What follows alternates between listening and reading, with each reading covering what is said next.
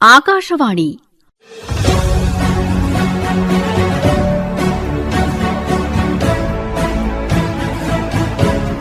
ವಂದೇ ಮಾತರಂ 150ರ ಸಂಭ್ರಮ.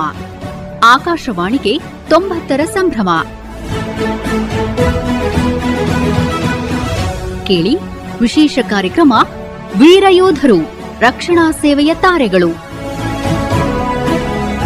ಪರಿಕಲ್ಪನೆ ಹಾಗೂ ಪ್ರಸ್ತುತಿ ನೂತನ ಎಸ್ ಕದಂ.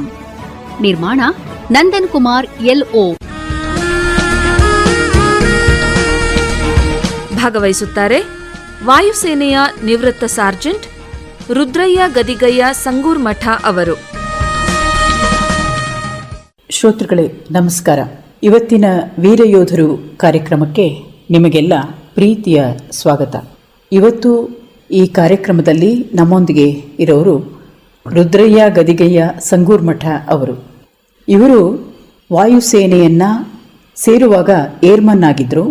ಏರ್ಮನ್ ಆಗಿ ವಾಯುಸೇನೆಯನ್ನು ಸೇರಿ ಸಾರ್ಜೆಂಟ್ ಆಗಿ 16 ವರ್ಷಗಳ ದೀರ್ಘಕಾಲದ ಸೇವೆಯ ನಂತರ ಸ್ವಯಂ ನಿವೃತ್ತಿಯನ್ನು ಪಡೆದುಕೊಂಡರು. ಅವರೊಂದಿಗೆ ಮಾತನಾಡ್ತಾ ವಾಯುಸೇನೆಯಲ್ಲಿ ಅವರ ಅನುಭವವನ್ನು, ಅವರು ವಾಯುಸೇನೆಗೆ ಸುಮಾರು 1959ರ ಹೊತ್ತಿಗೆ ಸೇರಿದರು. ಆ ಕಾಲದಲ್ಲಿ ಅವರು ಸೇರೋದಕ್ಕೆ ಏನು ಪ್ರೇರಣೆ ಇತ್ತು, ಆಗ ವಾಯುಸೇನೆಯನ್ನು ಸೇರೋದಕ್ಕೆ ಯಾವ್ಯಾವ ಅವಕಾಶಗಳಿದ್ವು, ಅಷ್ಟೇ ಅಲ್ಲದೆ ಅವರು ಬಾಂಗ್ಲಾದೇಶದ ಯುದ್ಧವನ್ನೂ ಕೂಡ ಕಂಡಿದ್ದಾರೆ, ಅದರಲ್ಲಿ ಭಾಗವಹಿಸಿದ್ದಾರೆ. ಈ ಎಲ್ಲ ಅನುಭವಗಳನ್ನು ಅವರೊಂದಿಗೆ ಮಾತನಾಡ್ತಾ ನಾವು ಹಂಚಿಕೊಳ್ಳೋಣ. ಸಾರ್ಜೆಂಟ್ ರುದ್ರಯ್ಯ ಗದಿಗಯ್ಯ ಸಂಗೂರ್ ಮಠ ಅವರೇ, ಕಾರ್ಯಕ್ರಮಕ್ಕೆ ತಮಗೆ ಆತ್ಮೀಯವಾದ ಸ್ವಾಗತ. ಜೈ ಹಿಂದ್. ಧನ್ಯವಾದಗಳು. ಜೈ ಹಿಂದ್. ವಾಯುಸೇನೆಯನ್ನು ಸೇರಿದ್ದು 2-3-1959ರಲ್ಲಿ ಬೆಳಗಾವಿಯಲ್ಲಿ ರಿಕ್ರೂಟ್ಮೆಂಟಿಗೆ ಹೋಗಿ ಅಲ್ಲಿ ಎಲ್ಲ ನಮ್ಮ ಟೆಸ್ಟ್ಗಳನ್ನೆಲ್ಲ ಕನ್ನಡದವರು ಕೃಷ್ಣದೇವರಾಯ ಅಂಥೇಳಿ ಒಬ್ಬರು ರಿಕ್ರೂಟ್ಮೆಂಟಿಗೆ ಬಂದಿದ್ದರು. ಕನ್ನಡದಲ್ಲಿ ಕೇಳಿದರು, ನೀವು ಏನು ಆಸಕ್ತಿ ಇದೆ. ಹೀಗೆ ನಾನು ಟೈಪಿಂಗ್ನಲ್ಲಿ ಆಸಕ್ತಿ ಇದೆ, ಶಿರ್ಷೆಯಲ್ಲಿ ಸಂಗೀತಕ್ಕೂ ಹೋಗ್ತಾಯಿದ್ದೆ, ಹಾರ್ಮೋನಿಯಮ್ಗೆ.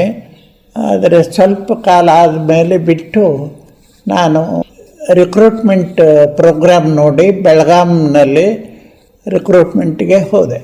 ಅಲ್ಲಿ ರಿಕ್ರೂಟ್ಮೆಂಟ್ಗೆ ಹಾಜರಾಗಿ ಫಿಸಿಕಲ್ ಫಿಟ್ನೆಸ್ನಲ್ಲಿ ಮೊದಲು ಪಾರಾದೆ.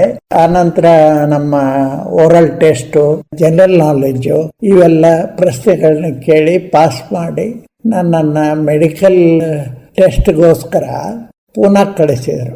ಪೂನಾದಲ್ಲಿ ನಾನು ಮಿಲಿಟರಿ ಹಾಸ್ಪಿಟಲಲ್ಲಿ ಹಲವಾರು ಪ್ರಯೋಗಗಳನ್ನು ಅನುಭವಿಸಿ ನಂತರ ಉತ್ತೀರ್ಣನಾಗಿ ನನ್ನನ್ನು ಬೆಂಗಳೂರಿಗೆ ಸೆಲೆಕ್ಟ್ ಆಗಿದ್ದೀರಿ ಅಂಥೇಳಿ, ನಾನು ಟೈಪಿಂಗ್ನಲ್ಲಿ ಅನುಭವ ಇದೆ ಅಂತ ಹೇಳಿದ್ದಕ್ಕೆ ನನಗೆ ಕ್ಲರ್ಕ್ ಜನರಲ್ ಡ್ಯೂಟೀಸ್ ಅಂತ ನೌಕರಿ ಕೊಟ್ಟರು. ಜಾಲಹಳ್ಳಿ ಈಸ್ಟ್ನಲ್ಲಿ ನನಗೆ ಅವಸರ ಸಿಕ್ತು ಟ್ರೈನಿಂಗ್ ಮಾಡುವಂಥ. 9 ತಿಂಗಳಲ್ಲಿ 3 ತಿಂಗಳು ಬೇಸಿಕ್ ಟ್ರೈನಿಂಗ್, ಫಿಸಿಕಲ್ ಟ್ರೈನಿಂಗು, 6 ತಿಂಗಳು ಎಜುಕೇಷನ್, ರೀಡಿಂಗು, ರೈಟಿಂಗು ಎಲ್ಲ ಎಜುಕೇಷನ್ ಕ್ಲಾಸ್ಗಳಿಗೆ ಹೋಗಬೇಕು. 9 ತಿಂಗಳು ಟ್ರೈನಿಂಗ್ ಮುಗಿದ ಮೇಲೆ ನನಗೆ ಪೋಸ್ಟಿಂಗ್ ಸಿಕ್ತು ಡೆಲ್ಲಿಗೆ, ಪಾಲಂಗೆ. ಪಾಲಂನಲ್ಲಿ 104 ಹೆಲಿಕಾಪ್ಟರ್ ಯೂನಿಟ್ ವಾಯುಸೇನೆಯ ಸಿಬ್ಬಂದಿಯಾಗಿ ಅಲ್ಲಿ ಸೇರಿಕೊಂಡೆ. ಹೆಲಿಕಾಪ್ಟರ್ ಯೂನಿಟ್ನ ಕಮಾಂಡರ್ ಸೈಗಲ್ ಅಂತ ಇದ್ದರು, ಅವರು ಆಗ ಸ್ಕ್ವಾಡ್ ಲೀಡರು. ನಂತರ ನನಗೆ ಏರ್ಕ್ರೂ ಎಕ್ಸಾಮಿನಿಂಗ್ ಬೋರ್ಡ್ ಅಂಥೇಳಿ ಅಲ್ಲೇ ಇಂಟರ್ನಲ್ ಟ್ರಾನ್ಸ್ಫರ್ ಆಯಿತು. ಇಂಟರ್ನಲ್ ಟ್ರಾನ್ಸ್ಫರ್ನಲ್ಲಿ ನನಗೆ ಸಹಾಯ ಮಾಡಿದವರು ಒಬ್ಬರು ಕೋಲಾರದ ಫ್ಲೈಟ್ ಸಾರ್ಜೆಂಟ್ ನಾಯ್ಡು ಅಂತ, ಅವರು ನಮ್ಮ ಇಮಿಡಿಯೇಟ್ ಸುಪೀರಿಯರ್ ಆಗಿದ್ದರು. ಅಲ್ಲಿ ಏನು ಮಾಡಬೇಕಿತ್ತು ಅಂದರೆ, ನನಗೆ ಪೈಲಟ್ಸ್ ಎಷ್ಟಿದ್ದಾರೆ ಏರ್ಫೋರ್ಸ್ನಲ್ಲಿ, ಆಮೇಲೆ ನೇವಿಗೇಟರ್ ಎಷ್ಟು ಜನ ಇದ್ದಾರೆ, ಸಿಗ್ನಲರ್ ಎಷ್ಟು ಜನರಿದ್ದಾರೆ, ಅವರೆಲ್ಲರಿಗೂ ವಿಧ ವಿಧವಾದ ಕಾರ್ಡ್ ಕೊಡಬೇಕಿತ್ತು. ಕಾರ್ಡಿನ ರೆಕಾರ್ಡ್ ಇಟ್ಟು ಅವರ ಫ್ಲೈಯಿಂಗ್ ಅವರ್ಸ್ ಮೇಲೆ ಲೆಕ್ಕ ಹಾಕಿ ಅವರ ರೆಕಾರ್ಡನ್ನು ಕೊಡ್ತಿದ್ವಿ. ಅಲ್ಲಿ ಕಮಾಂಡಿಂಗ್ ಆಫೀಸರ್ ಆಗಿದ್ದರು. ನಂತರ ನನ್ನ ಆಸಕ್ತಿ ತೋರಿಸ್ದೆ ನಾಯ್ಡು ಅವ್ರಿಗೆ. ಅವರು ನನ್ನ ಬೆಂಗಳೂರಿಗೆ ಮುಂದಿನ ವಿದ್ಯಾಭ್ಯಾಸಕ್ಕೆ ಕಳಿಸ್ಬೇಕು ಅಂಥೇಳಿ ಹೇಳಿದೆ. ಅದಕ್ಕೂ ಮುಂಚೆ ನಾನು ಮಧ್ಯಪ್ರದೇಶದ ಗ್ವಾಲಿಯರಿಗೆ ವಿಸಿಟ್ ಮಾಡಿ ಅಲ್ಲಿ ಮಾಧವ ಮಹಾವಿದ್ಯಾಲಯದಲ್ಲಿ ಒಬ್ಬರನ್ನು ಪರಿಚಯ ಮಾಡಿಕೊಂಡು ಶರತ್ ಪಲ್ಸುಲೆ ಅಂತ ಸಹಾಯದಿಂದ ಎಲ್ಲ ನಮ್ಮ ಎಕ್ಸ್ಟರ್ನಲ್ ಡಿಗ್ರಿಗೆ ಹಿಂದಿಯಲ್ಲೇ ಫಾರ್ಮ್ ತುಂಬಿ ಬಂದು ಇಂಟರ್ಮಿಡಿಯೇಟ್ ಹಿಂದಿಯಲ್ಲಿ ಮಾಡಿದೆ. ಅದು ಸೋಷಿಯಾಲಜಿ, ಎಕನಾಮಿಕ್ಸು ಎಲ್ಲ ಹಿಂದಿಯಲ್ಲೇನೆ. ನನಗೆ ಭಾಷೆ ಜ್ಞಾನ ಇತ್ತು, ಹಿಂದಿ, ಸಂಸ್ಕೃತ, ಕನ್ನಡ, ಇಂಗ್ಲೀಷ್ ಪ್ಯಾಟ್ರಿಕ್ನಲ್ಲಿ. ಆ ಒಂದು ಉದ್ದೇಶದಿಂದ ಇಂಟರ್ಮಿಡಿಯೇಟ್ ಪಾಸಾಗಿ ತಿರುಗಿ ಹೇಳಿದೆ, ನನಗೆ ಮುಂದಿನ ಅಭ್ಯಾಸ ನಾನು ಕರ್ನಾಟಕಕ್ಕೆ ಹೋಗಿ ಎಕ್ಸ್ಟರ್ನಲ್ ಡಿಗ್ರಿ ಮಾಡ್ಬೇಕು ಧಾರವಾಡದಲ್ಲಿ ಅಂತ ಕರ್ನಾಟಕ ಯೂನಿವರ್ಸಿಟಿಯಿಂದ ಹೇಳ್ಕೊಂಡಿದ್ದರಿಂದ ನನಗೆ ಸಹಾಯ ಆಗಿ ಕಲೀಗ್ ನಮ್ಮ ಜೊತೆಗೆ ಬಂದವರು ದೇಸಾಯಿ ಅಂತ ಇದ್ದರು. ಅವರು ರೆಕಾರ್ಡ್ ಆಫೀಸ್ನಲ್ಲಿ ಕೆಲಸ ಮಾಡ್ತಾಯಿದ್ರು. ಅವರ ಸಹಾಯ ಮತ್ತು ನಮ್ಮ ಫ್ಲೈಟ್ ಸಾರ್ಜೆಂಟ್ ನಾಯ್ಡು ಅವರು, ಆರ್ ಪುರುಷೋತ್ತಮ ರಾವ್ ಅಂಥೇಳಿ ಸಾರ್ಜೆಂಟ್ ಇದ್ದರು. ಅವರ ಸಹಾಯದಿಂದ ನಾನು ಬೆಂಗಳೂರಿಗೆ ಟ್ರಾನ್ಸ್ಫರ್ ಆಗಿ ಬಂದೆ. ಬೆಂಗಳೂರಲ್ಲಿ ನನ್ನನ್ನು 6th ಗ್ರೌಂಡ್ ಟ್ರೈನಿಂಗ್ ಸ್ಕೂಲ್ ಅಂತ ಜಾಲಹಳ್ಳಿ ಈಸ್ಟ್ನಲ್ಲಿ ಅಲ್ಲಿ ನನ್ನ ಸ್ಟಾಫ್ ಆಗಿ ಸೇರಿಕೊಂಡೆ. ನನ್ನನ್ನು ರಾಧಾಕೃಷ್ಣನ್ ಅಂತ ಎಡ್ಜುಟೆಂಟ್ ಇದ್ದರು. ಎಡ್ಜುಟೆಂಟ್ ಅಂದರೆ ಸೀನಿಯರ್ ಆಫೀಸರ್ ಆಫ್ ಅಡ್ಮಿನಿಸ್ಟ್ರೇಷನ್. ಅವರ ಸಹಾಯದಿಂದ ನಾನು ಕೆಲಸ ಮುಂದುವರಿಸ್ಕೊಂಡು ಹೋಗಿದ್ದಕ್ಕೆ ಅವ್ರಿಗೆ ಒಳ್ಳೆ ಆ್ಯನ್ಯುವಲ್ ಅಸೆಸ್ಮೆಂಟ್ ಕೊಡುವಾಗ ಎಕ್ಸಲೆಂಟ್ ಅಂತ ಕೊಟ್ಟರು. ಅದು ಸಹಾಯ ಆಯಿತು. ಮುಂದೆ ಚೈನೀಸ್ ಅಗ್ರೆಷನ್ ಟೈಮ್ನಲ್ಲಿ ನಾನು ನಮ್ಮ ತಮ್ಮ ಇಬ್ಬರು ವಾಸವಾಗಿದ್ವಿ ಯಶವಂತಪುರದಲ್ಲಿ. ನನಗೆ ಕರೆ ಬಂತು, ನೀವು ಅಲ್ಲಿಗೆ ಹೋಗ್ಬೇಕು ಶಿಲಾಂಗ್ಗೆ ಅಂತ. ನಾನು ನನ್ನ ಸೇವೆಗೆ ಹೋದೆ. ಶಿಲಾಂಗ್ಗೆ ಟ್ರೈನ್ನಲ್ಲಿ ಹೋಗುವಾಗ ಎಲ್ಲರೂ ನಮ್ಮ ಮಾಜಿ ಸೈನಿಕರ ಕಲ್ಯಾಣಕ್ಕಾಗಿ ಎಲ್ಲರೂ ರೈಲ್ವೆ ಸ್ಟೇಷನ್ನಲ್ಲಿ ಬಂದು ಕುಂಕುಮ ಹಚ್ಚಿ ಮಣ್ಣಿನ ಕಪ್ಪಿನಲ್ಲಿ ಕಾಫಿ ಕೊಟ್ಟು ವಿಜಯ್ ಭವ ಅಂತ ಹೇಳ್ತಾ ಹೋಗೋರು ಪ್ರತಿಯೊಂದು ರೈಲ್ವೆ ಸ್ಟೇಷನ್ನಲ್ಲಿ. ತಿರುಗಿ ನಾನು ಅಲಹಾಬಾದ್, ಮೊಘಲ್ ಸರಾಯಿ, ಆನಂತರ ಬಿಹಾರದ ಕಟಿಹಾರ್, ತೇಜ್ಪುರ್, ದೊಡ್ಡ ದೊಡ್ಡ ಸ್ಥಳಗಳು, ಜಂಕ್ಷನ್ಗಳು. ಅಲ್ಲಿಂದ ಗೌಹಾಟಿ ತಲುಪಿ ಅಲ್ಲಿಂದ ಬಸ್ನಲ್ಲಿ ಹೋಗಿ ಔಟ್ ಏಜೆನ್ಸಿಗೆ ರಿಪೋರ್ಟ್ ಮಾಡಿದ್ವಿ. ಅಡ್ಮಿನಿಸ್ಟ್ರೇಟಿವ್ ಆಫೀಸರ್ ಅವರು ನನ್ನನ್ನು ಪರ್ಸನಲ್ ಅಸಿಸ್ಟೆಂಟ್ ಆಗಿ ಸೀನಿಯರ್ ಆಫೀಸರ್ ಅಡ್ಮಿನಿಸ್ಟ್ರೇಷನ್ ಆಫೀಸ್ಗೆ ಹಾಕಿದರು. ಅಲ್ಲಿ ನಾನು ಸೀನಿಯರ್ ಆಫೀಸರ್ಸ್ ಜೊತೆಗೆ ಸಂಪರ್ಕ ಹೊಂದಿ ವಾಸವಾಗಿದ್ದೆ. ನನ್ನ ಜೊತೆಗೆ ವೇದಮೂರ್ತಿ ಅಂಥೇಳಿ ಹೊಸಪೇಟೆಯವರೊಬ್ಬರು ನನ್ನ ಸ್ನೇಹಿತರು ಇದ್ದರು. ಆಮೇಲೆ ಚಮನ್ ಲಾಲ್ ಬಜಾಜ್ ಅಂತ ಅವರು ಡೆಲ್ಲಿಯಲ್ಲಿ ವಾಸವಾಗಿದ್ದವರು. ಆಮೇಲೆ ಮಹೇಂದ್ರ ಸಿಂಗ್ ಚೌಹಾಣ್ ಅಂಥೇಳಿ ಅಲಹಾಬಾದ್ನವರು. ಎಲ್ಲರೂ ಒಂದೇ ರೂಮ್ನಲ್ಲಿ ಇದ್ವಿ. ಮೆಸ್ನಲ್ಲಿ ಊಟ ಬಹಳ ಚಳಿ, ತುಂಬ ಚಳಿ ಅಂದರೆ ಅತಿ ಚಳಿ. ಧಾರ್ಮಿಕ ಹಿನ್ನೆಲೆಯಿಂದ ಬಂದಿದ್ದರಿಂದ ನಾನು ವೇದಮೂರ್ತಿ ಇಬ್ಬರು ತಣ್ಣೀರನ್ನು ಸ್ನಾನ ಮಾಡಿ ಅಲ್ಲಿ ಬಂದ್ವಿ. ನಂತರ 3 ವರ್ಷ ಬ್ಯಾಚುಲರ್ ಟೆನ್ಯೂರ್ ಇತ್ತು. ನಾನು ಹೋಗಿದ್ದ 65ರಲ್ಲಿ. ನನಗೆ 68ಕ್ಕೆ ಅಲ್ಲಿಂದ ಬರ್ಬೋದಿತ್ತು. ಬೆಂಗಳೂರಿಗೆ ಕೊಟ್ಟು ಟ್ರಾನ್ಸ್ಫರ್. ಬೆಂಗಳೂರಿಗೆ ಬಂದು ಇಲ್ಲಿ ನನ್ನ ಹಿರಿಯ ಅಧಿಕಾರಿಗಳು ಪರ್ಸನಲ್ ಲೆಟರ್ ಬಂದಿದ್ದರು, your transfer to Bengaluru is assured ಅಂತ ಬರೆದಿದ್ರು. ಹೀಗಾಗಿ ಇಲ್ಲಿ ಬೆಂಗಳೂರಿನಲ್ಲಿ ನೆಲೆಸಿದ್ವಿ. ನಾನು ಕೊನೆಯ 6 ತಿಂಗಳು ಮದುವೆ ಆಗಿ ನಮ್ಮ ಮನೆಯವರನ್ನ ಅಲ್ಲಿ ಶಿಲಾಂಗ್ ಕರ್ಕೊಂಡು ಹೋಗಿದ್ದೆ. ಹೋಗುವಾಗ ಇವರ ಅಣ್ಣ ವಾರಣಾಸಿಯಲ್ಲಿ ಓದ್ತಾ ಇದ್ದರು, ಬನಾರಸ್ ಹಿಂದೂ ಯೂನಿವರ್ಸಿಟಿ. ಅಲ್ಲಿ ಮೊಘಲ್ ಸರಾಯಿಂದ ಸ್ವಲ್ಪ ಡೆವಿಯೇಷನ್ನು. ಬಸ್ಸಿಗೆ ಹೋಗಿ ಅವ್ರನ್ನ ಭೇಟಿಯಾಗಿ ಅವರು ನಮ್ಮನ್ನೆಲ್ಲ ಟ್ಯಾಕ್ಸಿಯಲ್ಲಿ ಸಾರನಾಥ್ ಎಲ್ಲ ತೋರಿಸಿದರು. ಆನಂತರ ಅವ್ರಿಗೆ ಬರಲಿಕ್ಕೆ ಹೇಳಿದ್ದೆ. ಶಿಲಾಂಗ್ ಬಂದಿದ್ದರು ಅವರು. ಶಿಲಾಂಗ್ನಲ್ಲಿ ಬಂದು ವಸತಿಗೆ ಭೂಕಂಪದ ಸಲುವಾಗಿ ಮರದ ಮನೆಗಳು, ರೂಫು ಕಟ್ಟಿಗೆದು, ಗೋಡೆಗಳು ಕಟ್ಟಿಗೆವು ಎಲ್ಲ. ಹೀಗೆ ನಾವು ಅಲ್ಲಿ ವಾಸ ಮಾಡಿದ್ವಿ. ಲುಮುಂಬಾ ಅಂಥೇಳಿ ಏರಿಯಾ ಅಪ್ಪರ್ ಶಿಲಾಂಗ್ನಲ್ಲಿ. ಅಲ್ಲಿಂದ ಆಫೀಸ್ಗೆ ಹೋಗ್ಲಿಕ್ಕೆ ಅಪ್ಪರ್ ಶಿಲಾಂಗ್ಗೆ ಎಲಿಫೆಂಟಾ ಫಾಲ್ಸ್ ಹತ್ರ ಆಫೀಸ್ ಇತ್ತು. Senior officer air commodore Rajkumar Bahadur Singh ಅಂತೇಳಿ ಅವರ ಪರ್ಸನಲ್ ಅಸಿಸ್ಟೆಂಟ್ ಆಗಿ ಕೆಲಸ ಮಾಡಿದೆ. ನಂತರ ನನಗೆ ಬೆಂಗಳೂರಿಗೆ ಟ್ರಾನ್ಸ್ಫರ್ ಸಿಕ್ತು. ನಾವು ಹಲವಾರು ಸ್ನೇಹಿತರನ್ನು ಕಂಡ್ವಿ, ಬೇರೆ ಬೇರೆ ದೇಶದವರು. ಹೀಗೆ ಅವರ ನಮ್ಮ ಸಂಪರ್ಕ ಆಯಿತು.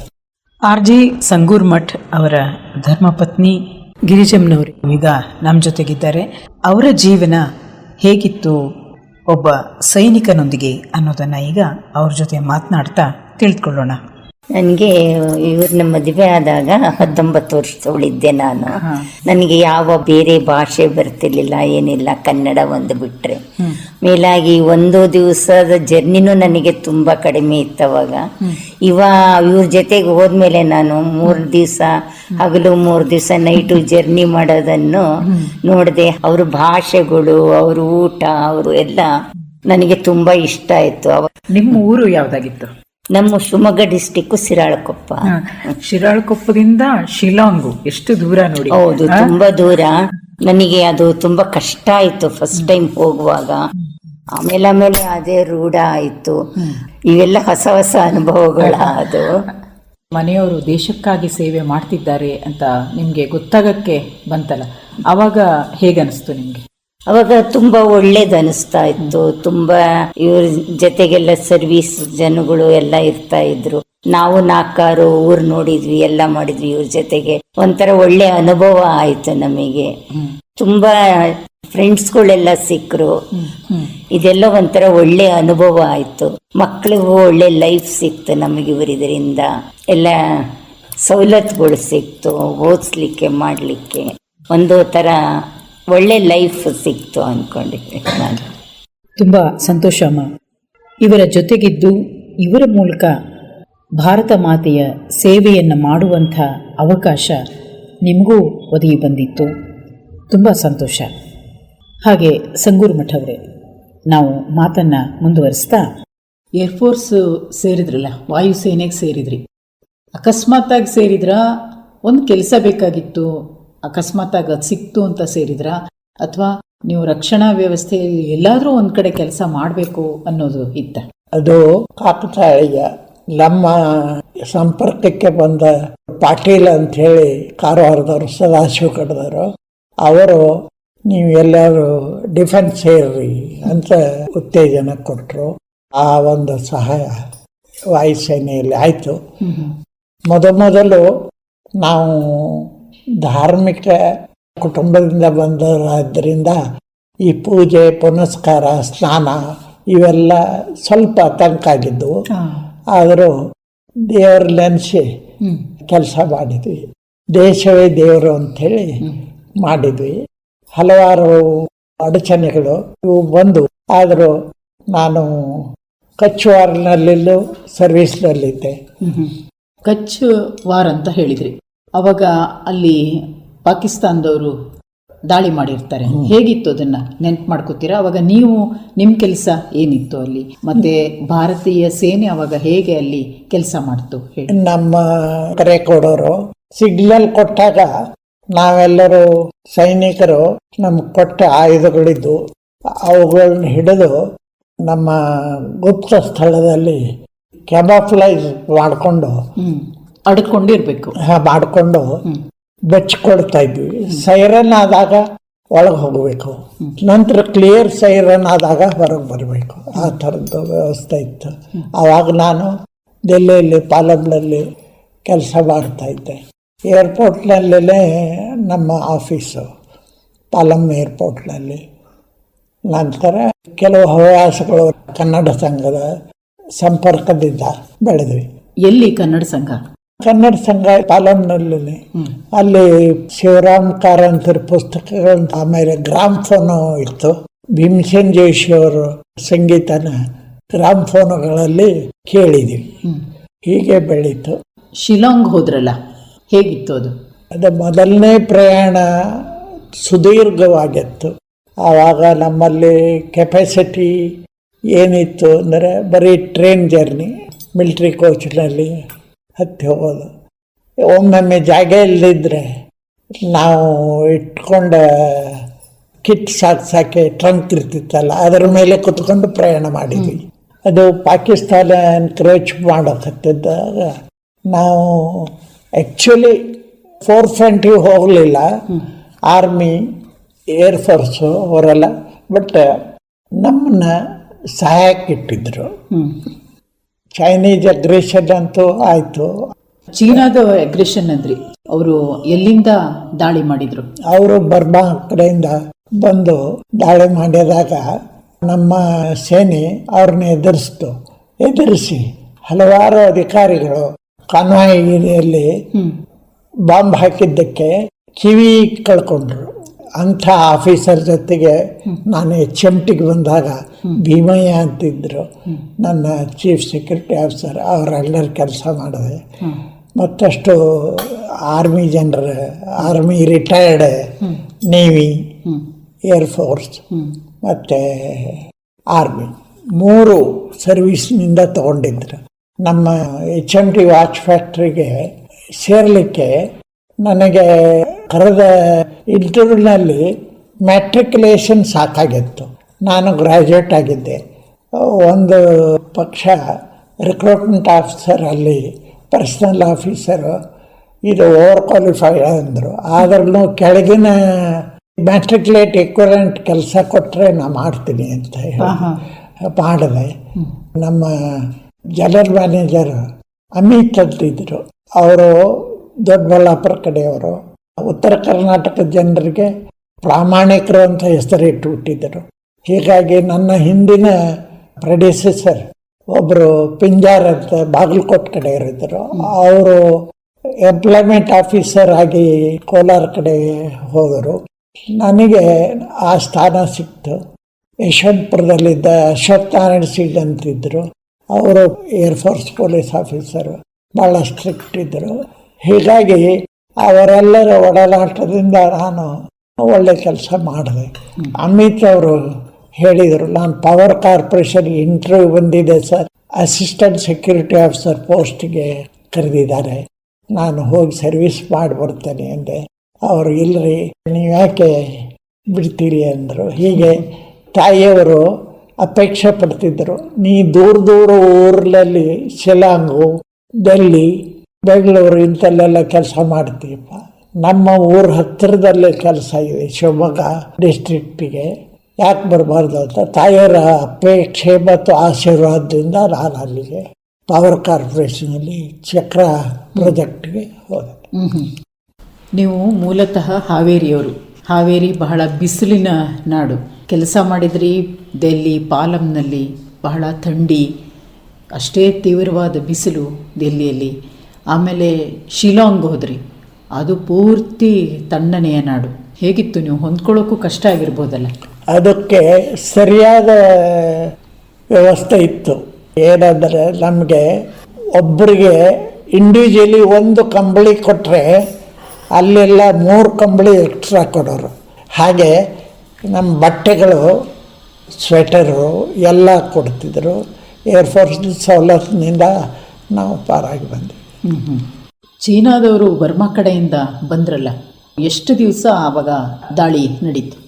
ಹೆಚ್ಚು ಕಡಿಮೆ ದಾಳಿ 15 ದಿವಸ ನಡೆದು ನಿರಂತರವಾಗಿ ಅವ್ರನ್ನ ಹಿಮ್ಮೆಟ್ಟಿಸಿದ ಮೇಲೆ ನಾವು ಹೋಗಿದ್ದು. ಪಾಕಿಸ್ತಾನದ ಜೊತೆಗೆ ಎಷ್ಟು ದಿವಸ ನಡೆದಿತ್ತದು ಕಚ್ನಲ್ಲಿ? ಕಚ್ನಲ್ಲಿ ನನಗೆ ತಿಳಿದ ಮಟ್ಟಿಗೆ ಒಂದು 10 ದಿವಸ ಇರಬೇಕು. ನಾವು ಯುದ್ಧದಲ್ಲಿ ಪಾರ್ಟಿಸಿಪೇಟ್ ಮಾಡದಿದ್ದರೂ ಆಯಾ ಸಮಯದಲ್ಲಿ ಸರ್ವೀಸ್ನಲ್ಲಿ ಇದ್ವಿ ಅಂತ ಮೆಡಲ್ ಕೊಡ್ತಾರೆ. ಲಾಂಗ್ ಸರ್ವಿಸ್ ಮೆಡಲ್ ಒಂದು ಕೊಟ್ಟರು, ಆಮೇಲೆ ಇಂಡೋ ಪಾಕ್ ವಾರ್ ಅದರ ಮೆಡಲ್ ಕೊಟ್ಟರು, ನಂತರ ಚೈನೀಸ್ದು ಇದು ಕೊಟ್ಟರು. ಹೀಗೆ 2-3 ಮೆಡಲು ಸಿಕ್ಕು. ನೀವು ಯುದ್ಧದಲ್ಲಿ ನೇರವಾಗಿ ಭಾಗವಹಿಸದೇ ಇದ್ರೂ ಯುದ್ಧದ ಸಂದರ್ಭ ಯಾವಾಗಲೂ ಹೇಗಿರುತ್ತೆ ಅಂದರೆ ಎಲ್ಲರೂ ಒಂದಲ್ಲ ಒಂದು ಕೆಲಸ ಮಾಡಬೇಕಾಗತ್ತೆ. ಹೀಗೆ 16 ವರ್ಷದ ನಿಮ್ಮ ಸೇವೆಯಲ್ಲಿ 2 ಯುದ್ಧಗಳನ್ನು ಭಾಳ ಹತ್ತಿರದಿಂದ ನೋಡಿದ್ರಿ ನೀವು. ಒಂದು ಭಾರತದ ಪಶ್ಚಿಮ ಭಾಗದಲ್ಲಿ ಕಚ್ನಲ್ಲಿ ಪಾಕಿಸ್ತಾನ ಕಡೆಯಿಂದ ಆದಂಥ ಹೋರಾಟ, ಇನ್ನೊಂದು ಪೂರ್ವದ ಭಾಗದಲ್ಲಿ ಶಿಲಾಂಗ್ನಲ್ಲಿ ಚೀನಾದ ಕಡೆಯಿಂದ ಆದಂಥ ಹೋರಾಟ. ಅದು ಯುದ್ಧ ಅಂತ ಪೂರ್ಣವಾಗಿ ಹೇಳದೆ ಹೋದ್ರೂ ಯುದ್ಧದ ಹಂತದಲ್ಲಿ ಇದ್ದಂಥ 2 ಹೋರಾಟಗಳನ್ನು ನೀವು ನೋಡಿದ್ರಿ. ಇದು ಬಹಳ ಅಪರೂಪ ಅನಿಸುತ್ತೆ ನನಗೆ. ಏಕೆಂದರೆ ಎಲ್ಲರಿಗೂ ಪೂರ್ವದಲ್ಲಿ, ಪಶ್ಚಿಮದಲ್ಲಿ ಅಥವಾ ಉತ್ತರದಲ್ಲಿ ಎಲ್ಲ ಕಡೆನೂ ಯುದ್ಧ ನೋಡೋದಕ್ಕೆ ಸಿಗೋದು ಬಹಳ ಅಪರೂಪ.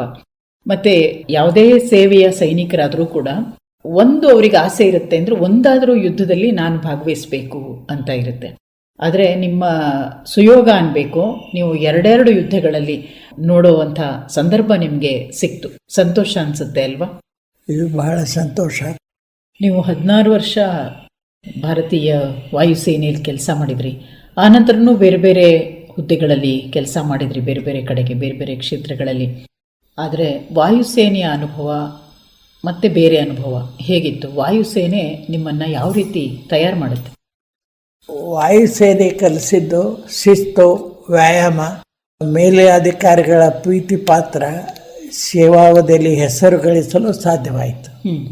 ಗ್ರ್ಯಾಜುಯೇಟ್ ಆಗಿದ್ದರಿಂದ ಒಳ್ಳೆ ಕೆಲಸ ಸಿಕ್ತು. HMTಯಲ್ಲಾಗಲಿ, ಪವರ್ ಕಾರ್ಪೊರೇಷನಲ್ಲಾಗಲಿ ಒಳ್ಳೆ ಕೆಲಸ ಸಿಕ್ತು. ನನಗೆ 16 ವರ್ಷ ಸರ್ವಿಸ್ ಮಾಡಿದ್ದಕ್ಕೆ ಒಂದು ಪೆನ್ಷನ್ ಬರ್ತಾಯಿತ್ತು. ಆ ಪೆನ್ಷನ್ ಅನುಭವದಿಂದ ಪವರ್ ಕಾರ್ಪೊರೇಷನ್ನಲ್ಲಿ ಪೆನ್ಷನ್ ಇರಲಿಲ್ಲ. ಮೊದಲು ಪೆನ್ಷನ್ ಸ್ಕೀಮ್ ಬಂದಾಗ ನಾನು ಕಡಿಮೆ ಸರ್ವಿಸ್ ಮಾಡುವಂಥ ಕೆಲಸದಲ್ಲಿದ್ದೇನೆ. ಪೂರ್ತಿ ಸರ್ವಿಸ್ ಮಾಡೋಕ್ಕಾಗಲ್ಲ. ಇಲ್ಲಿ ಒಂದು ಸರ್ವಿಸ್ ಮುಗಿಸಿ ಮತ್ತೊಂದು ಸರ್ವಿಸಿಗೆ ಬಂದವನು AG ಆಫೀಸ್ನಲ್ಲಿ ಕೇಳಿ 2 ಪೆನ್ಷನ್ ತೊಗೋಬಹುದಾ? ಹೌದು ತೊಗೋಬೋದು. ಅದು ಡಿಫೆನ್ಸ್ ಸರ್ವಿಸು, ಇದು ಸಿವಿಲ್ ಸರ್ವಿಸು. ಅದಕ್ಕೆ ಪೆನ್ಷನ್ಗೆ ಆಪ್ಟ್ ಮಾಡಿದೆ. ಹಲವಾರು ಇಂಜಿನಿಯರ್ಗಳು, ನನ್ನ ಸ್ನೇಹಿತರು ಕ್ಯಾಲ್ಕುಲೇಟ್ ಮಾಡಿ ನಮಗೆ 7 ಲಕ್ಷ 8 ಲಕ್ಷ ಅಂದರೆ ಭಾಳ ದೊಡ್ಡ ಅಮೌಂಟ್ ಆವಾಗ ಬರ್ತದೆ ಪ್ರಾವಿಡೆಂಟ್ ಫಂಡ್ ಅಂತ ಆಪ್ಟ್ ಮಾಡಿದವರು ತಿರುಗಿ ಸರೆಂಡರ್ ಆಗಿ ನಮ್ಮದೊಂದು ಅಸೋಸಿಯೇಷನ್ ಇದೆ, ಪವರ್ ಕಾರ್ಪೊರೇಷನ್ ಅಧಿಕಾರಿಗಳ ಸಂಘ ಅಂತ, ಅಲ್ಲಿಂದ ಫೈಟ್ ಮಾಡಿ ಮತ್ತು ಅವರು ಪೆನ್ಷನಿಗೆ ಬಂದರು. ಹೀಗೆ ಸಂಗೂರ್ ಮಠ ಅವರೇ, ನೀವು ಏರ್ಮನ್ ಆಗಿ ಸೇರಿ ಸಾರ್ಜೆಂಟ್ ಆಗಿ 16 ವರ್ಷ ವಾಯುಸೇನೆಯಲ್ಲಿ ಸೇವೆಯನ್ನು ಮಾಡಿದ್ರಿ. ನೀವೇ ಹೇಳಿದಾಗೆ ವಾಯುಸೇನೆ ನಿಮ್ಮನ್ನು ಶಿಸ್ತುಬದ್ಧವಾಗಿ ಮತ್ತು ಇನ್ನಷ್ಟು ಧಾರ್ಮಿಕವಾಗಿ, ಅಂದರೆ ಧಾರ್ಮಿಕತೆ ಅಂತಂದರೆ ಬರೀ ಪೂಜೆ ಪುನಸ್ಕಾರ ಇಷ್ಟೇ ಅಲ್ಲ, ಒಳ್ಳೆಯ ಕೆಲಸಗಳನ್ನು ಮಾಡಬೇಕು, 4 ಜನರಿಗೆ ಸಹಾಯ ಮಾಡಬೇಕು, ಇದು ಕೂಡ ಧಾರ್ಮಿಕತೆಯೇ. ಸೊ ಆ ರೀತಿಯಲ್ಲಿ ನಿಮಗೆ ಹೆಚ್ಚು ಧಾರ್ಮಿಕತೆಯನ್ನು ಕಲಿಸ್ತು ಅಂತ ಅನಿಸುತ್ತೆ ನನಗೆ ವಾಯುಸೇನೆ. 87ರ ಹರೆಯ ನಿಮಗೀಗ. ಈ ತುಂಬು ಹರೆಯದಲ್ಲಿ ಇಷ್ಟೊಂದು ನೆನಪುಗಳು ನಿಮಗೆ ಇರೋದೇ ನಮ್ಮ ಸುಯೋಗ.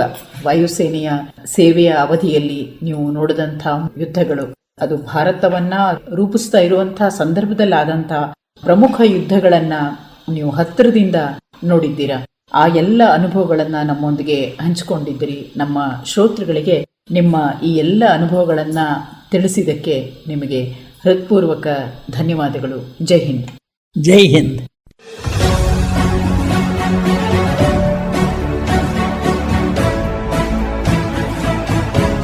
ಇದುವರೆಗೆ ವಂದೇ ಮಾತರಂ 150ರ ಸಂಭ್ರಮ, ಆಕಾಶವಾಣಿಗೆ 90ರ ಸಂಭ್ರಮ.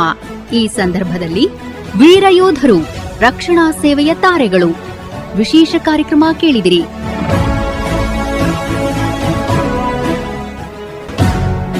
ಕಾರ್ಯಕ್ರಮದಲ್ಲಿ ಭಾಗವಹಿಸಿದ್ದವರು ವಾಯುಸೇನೆಯ ನಿವೃತ್ತ ಸಾರ್ಜೆಂಟ್ ರುದ್ರಯ್ಯ ಗದಿಗಯ್ಯ ಸಂಗೂರ್ ಮಠ ಅವರು. ಪರಿಕಲ್ಪನೆ ಹಾಗೂ ಪ್ರಸ್ತುತಿ ನೂತನ ಎಸ್ ಕದಂ. ನಿರ್ಮಾಣ ನಂದನ್ ಕುಮಾರ್ ಎಲ್ಒ. ಸಂಕಲನ ಧನರಾಜ್ ಎಸ್ ಬಿ. ಇದು ಆಕಾಶವಾಣಿ ಬೆಂಗಳೂರು ಕೇಂದ್ರದ ಕೊಡುಗೆ.